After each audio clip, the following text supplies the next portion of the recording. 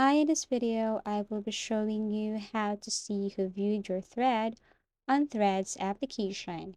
So this is a very easy and quick tutorial. All you have to do is to look and launch your Threads application. Now, as you can see here, you just have to simply go to your profile.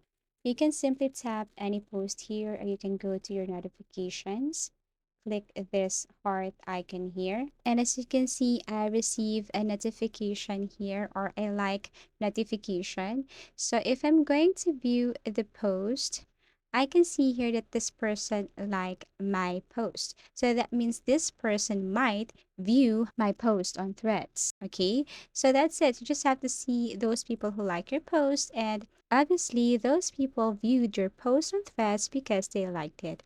Okay, so let's just find and look for a specific user or profile here. And let's see, how are we going to know if there are people who viewed our post on Threads? Let's just say this person.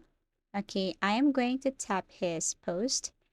Now, as you can see, he has 9 replies on his post.